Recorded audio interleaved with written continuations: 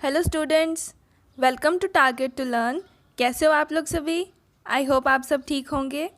Students, geography की lecture series में आज हम पढ़ने जा रहे हैं solar system part 2।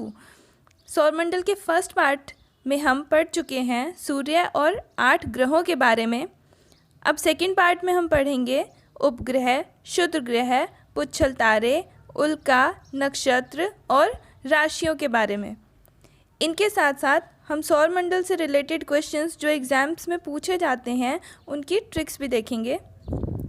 Students, solar system एक ऐसा टॉपिक है जिसके क्वेश्चन हर एग्ज़ाम में पूछे जाते हैं, फिर चाहे वो एस्टेट हो, सीटेट का एग्ज़ाम हो, रीट का एग्ज़ाम हो या यूपीटेट का एग्ज़ाम हो, चाहे वो डीएसएसबी का एग्ज़ाम हो, केवीएस हो, आरपीएससी या यूपीएससी का एग्ज़ाम हो।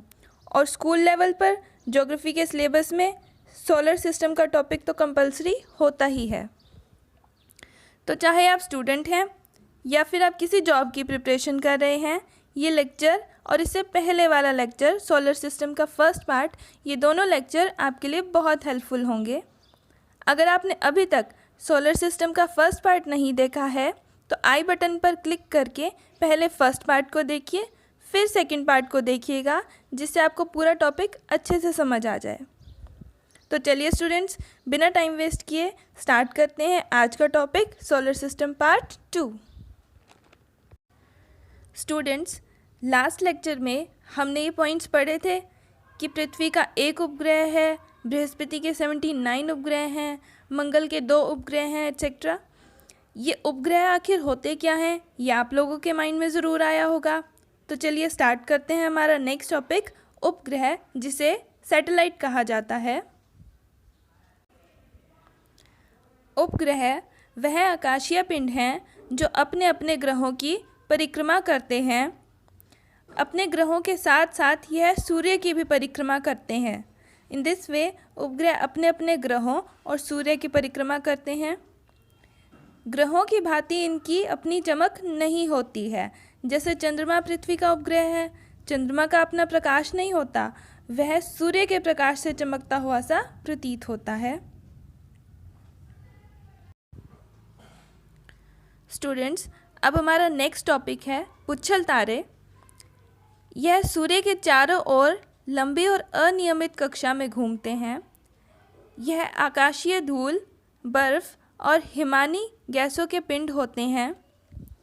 सामान्यतः यह बिना पूंछ के होते हैं। अपनी कक्षा में घूमते घूमते कई वर्षों के बाद जब सूर्य की कक्षा से यह गुजरते हैं तो गर्म होकर इनसे गैसों की फुहार निकलती है जो एक लंबी चमकीली पूंछ के समान दिखाई पड़ती है, इसलिए इन्हें पुच्छल तारे कहते हैं। एक्चुअल में वो इनकी पूंछ नहीं होती, वो गैसों की फुहार होती है जो एक लंबी चमकीली पूंछ की जैसी दिखती है। Now moving on to our next topic, we are going to study about asteroids, जिन्हें क्षुद्र ग्रह कहा जाता है। इन्हें अवांतर ग्रह भी कहा जाता है। यह मंगल और बृहस्पति ग्रह के मध्य लगभग 547 मिलियन किलोमीटर क्षेत्र में फैले हुए हैं। ये क्वेश्चन एग्जाम्स में अक्सर पूछा जाता है स्टूडेंट्स कि क्षुद्र ग्रह किन ग्रहों के मध्य पाए जाते हैं। सो द आंसर इज मंगल और बृहस्पति ग्रह के मध्य। यह छोटे से लेकर सैकड़ों किलोमीटर आकार के हजारों पिंड हैं जो सूर्य की परिक्रमा करते रहते हैं। ग्रहों के साथ साथ क्षुद्र ग्रह भी सूर्य की परिक्रमा करते हैं। इनकी अनुमानित संख्या 40,000 है। Okay students, now let's discuss about meteor, जिसे उल्का कहा जाता है। यह अंतरिक्ष में घूमते हुए धूल और गैस के पिंड हैं जो पृथ्वी के समीप से गुजरते हैं तो पृथ्वी के गुरुत्वाकर्षण के कारण तेजी से पृथ्वी की ओर आते हैं और पृथ्वी के वायुमंडल में आकर घर्षण से चमकने लगते हैं। वायुमंडल एक तरह से पृथ्वी के लिए सुरक्षा कवच का काम करता है। उल्का पिंड वायुमंडल में ही जलकर नष्ट हो जाते हैं और पृथ्वी से टकराकर उसे हानि नहीं पहुंचा पाते। अपकमिंग लेक्चर्स में हम वायुमंडल के बारे में पूरी डिटेल से पढ़ेंगे। यह उल्का पिंड पृथ्वी पर पहुंचने से पहले ही जलकर राख हो जाते हैं।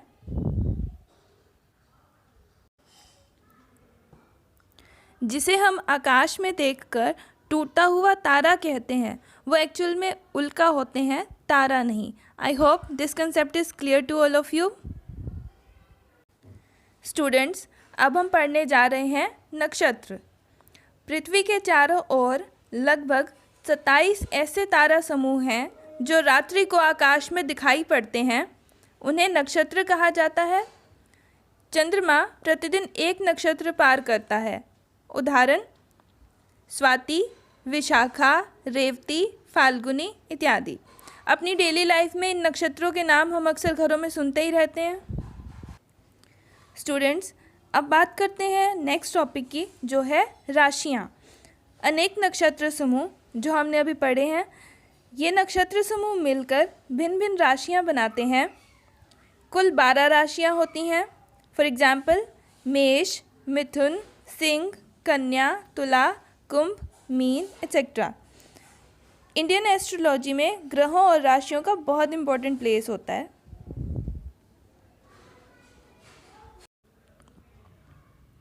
ओके स्टूडेंट्स, अब हम आते हैं ट्रिक्स सेक्शन पर। एग्जाम्स में अक्सर पूछा जाता है कि आकार के अनुसार ग्रहों को क्रम में लगाइए। सबसे पहले सबसे बड़ा ग्रह, उसके बाद उससे छोटा, फिर उससे छोटा, इस प्रकार से। घटते हुए क्रम में सभी ग्रहों के नाम इस प्रकार हैं: बृहस्पति, शनि, अरुण, वरुण, पृथ्वी, शुक्र, मंगल, बुध। इन्हें याद रखने की ट्रिक है, बस अब पशु में बुद्धि आकर घट गई। तो देखते हैं कैसे होगा।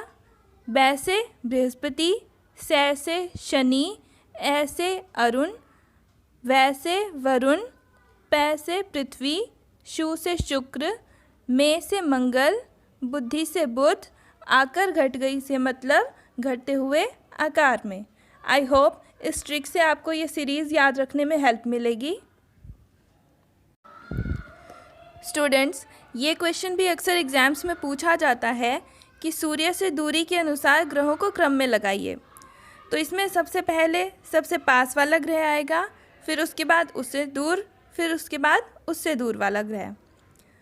तो चलिए देखते हैं। सूर्य से दूरी के अनुसार ग्रहों का क्रम। द सीरीज इज बुध, शुक्र, पृथ्वी, मंगल, बृहस्पति, शनि, अरुण और Varun. The trick is BSP नेता मायावती सेव खाती है। अब यहाँ पर आप लोगों को याद रखना है स्टूडेंट्स कि मायावती को हम किससे डिनोट करेंगे? MB से। और सेव को किससे डिनोट करेंगे? SAV से डिनोट कर रहे हैं। तो देखते हैं अब। B से बना बुध, S से शुक्र, P से पृथ्वी, M से मंगल, अगेन B से बृहस्पति, S से शनि, A से अरुण, V से वरुण। ये याद रखिएगा स्टूडेंट्स, ट्रिक्स जो हैं वो लॉजिकल नहीं होती हैं। ये सिर्फ इसलिए बनाई जाती हैं कि आपको याद रखने में हेल्प मिले। आप अपने अकॉर्डिंग इसमें चेंज भी कर सकते हैं। पृथ्वी से दूरी के अनुसार ग्रहों का क्रम भी एग्जाम्स में पूछ लिया जाता है। इसकी सीरीज़ है शुक्र, मंगल, बुध, बृहस्पति, शनि, अरुण और वरुण। जो हमारी पिछली ट्रिक थी स्टूडेंट्स, वो हमने यहाँ पर लिख ली है। इसे आप ऐसे याद रख सकते हैं कि पृथ्वी शुक्र और मंगल के मध्य में स्थित है। सो फर्स्ट इज शुक्र एंड सेकंड इज मंगल। अब थर्ड होगा बुध, जो कि सूर्य से दूरी के अनुसार फर्स्ट नंबर पर है। उसके बाद बृहस्पति, शनि, अरुण और वरुण एज इट इज़ सीरीज़ में आएंगे। There is no change in the previous one. तो देखा आपने कैसे एक ही ट्रिक से आप 2 क्वेश्चंस सॉल्व कर सकते हैं। Okay students, that's all for today. ये था हमारा टॉपिक सौरमंडल, सोलर सिस्टम, जो हमने बहुत अच्छे से कंप्लीट कर लिया है। अगर आपने सौरमंडल का फर्स्ट पार्ट अभी तक नहीं देखा है तो आई बटन पर क्लिक करके पहले वो लेक्चर ज़रूर देख लें। आई होप आपको इन लेक्चर्स से आपके कॉम्पिटिटिव एग्ज़ाम्स में हेल्प मिलेगी। ज्योग्राफी के अदर टॉपिक्स भी हम अपकमिंग वीडियोस में डिस्कस करने वाले हैं। नेक्स्ट वीडियो इसी टॉपिक सौर मंडल के मल्टीपल चॉइस क्वेश्चंस पर बेस्ड होगी। बहुत इंपॉर्टेंट एमसीक्यूज़ हम नेक्स्ट वीडियोस में डिस्कस करने वाले हैं, तो देखिएगा ज़रूर। ये वही क्वेश्चंस होंगे जो अक्सर कॉम्पिटिटिव एग्जाम्स में पूछे जाते हैं। अगर आपको आज का लेक्चर हेल्पफुल लगा है तो इसे लाइक कीजिए, और अगर आपने अभी तक चैनल को सब्सक्राइब नहीं किया है तो सब्सक्राइब बटन पर क्लिक कीजिए और बेल आइकन को प्रेस कीजिए, जिससे आपको नेक्स्ट वीडियोस की नोटिफिकेशंस मिलती रहे। Thank you.